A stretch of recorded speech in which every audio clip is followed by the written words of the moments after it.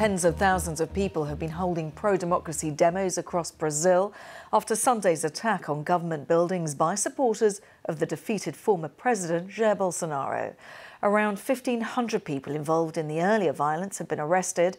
In a moment, Naomi Iqbal will have the latest on the aftermath of the riots. But first, here's Katie Watson at one of the pro-democracy demos in São Paulo. This demonstration here in São Paulo is just one of many that have been called across the country in response to the events of Sunday. People here are showing that they're not going to take what they saw in Brasília, the invasion of Congress, the Supreme Federal Court and the presidential palace. People here are calling for punishment of those responsible. They're waving placards saying, "Without amnesty for the coup-mongers." I spoke to one woman who said that this isn't about not agreeing, it's about allowing people to have different opinions and respecting democracy. And this is what this event is about.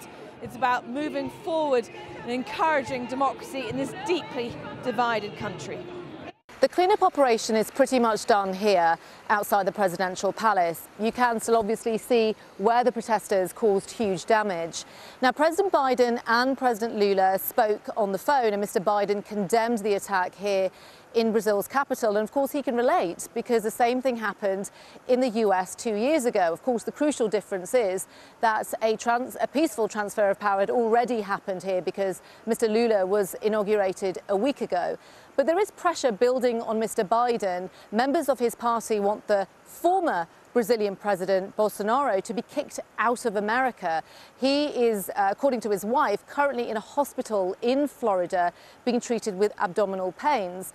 And a lot of people here, including Mr. Lula, blame Mr. Bolsonaro for the unrest because he refused to accept the election result. Now, there is talk of an extradition, but we spoke to a justice minister here who said an extradition can only happen if there is a criminal complaint and a criminal investigation.